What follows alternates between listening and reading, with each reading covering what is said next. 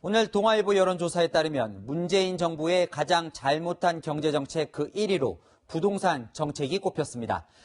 문재인 정부 들어 2년 6개월 동안 서울 강남 4구의 아파트 가격은 14.2%나 올랐습니다. 솟구치는 집값을 잡고자 국토교통부는 서울 27개 동을 콕 찍어 분양가 상한제 지역으로 지정했습니다. 먼저 김남준 기자가 정부 발표 내용 전해드립니다.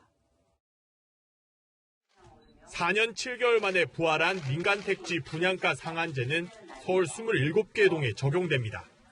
분양가 상승률이 높거나 서울 집값 상승을 주도한 지역 중에서 동별 단위로 지정할 것입니다.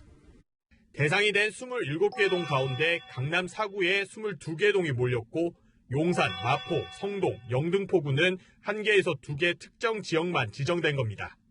고분양가 논란이 있었던 경기 과천과 최근 집값이 많이 오른 서울 서대문구는 빠졌는데 정부가 부작용을 우려해 최소 지역만 선정했다는 평가가 나옵니다. 과천 같은 경우에는 상승률은 높습니다만 거기가 지금 정비 사업이 초기 단계입니다.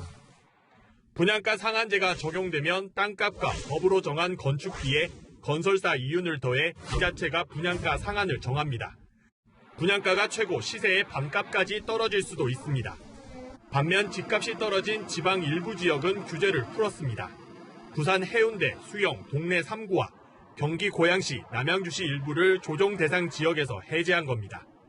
조정 대상 지역에서 빠지면 전매 제한, 다주택자 양도세 중과 등의 규제가 폐지됩니다. 저희들은 완전히 기다렸죠. 거래를 하려다가 양도세 수요 때문에 한 개 몇 개가 되거든요. 그런 것들이 한 개씩 알리겠습니다.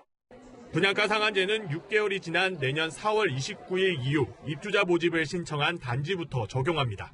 채널A 뉴스 김남준입니다. 이번 발표로 가장 큰 타격을 받는 건 서울 안에 있는 재건축 사업장 87곳입니다.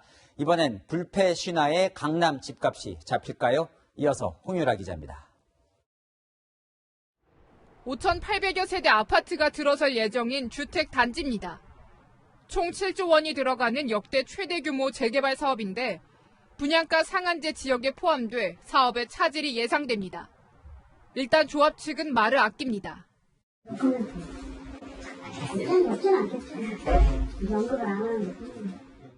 하지만 당초 평당 7천만 원대까지 거론되던 분양가가 반토막 날 수 있어 분통을 터뜨리는 조합원도 적지 않습니다.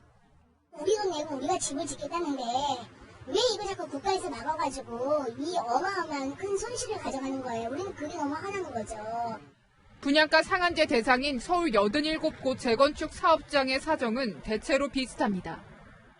이곳 대치동 은마아파트 재건축 사업도 더욱 느려질 전망입니다. 분양가 상한제의 적용을 받게 되면 사업성이 나빠질 가능성이 크기 때문입니다.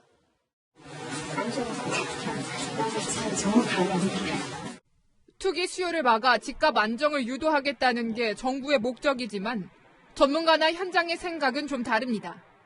일부 동에 제한될 상황이라서 기존 주택 시장의 가격 상승 흐름을 둔화시킬 정도는 효과를 발휘하기는 어렵다고 생각이 되는데요.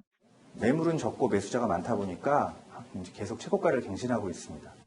일각에선 시세와 분양가 격차로 인한 로또 청약 광풍과 인근 지역 집값 폭등 같은 부작용에 대한 우려도 나옵니다. 채널A 뉴스 홍유라입니다.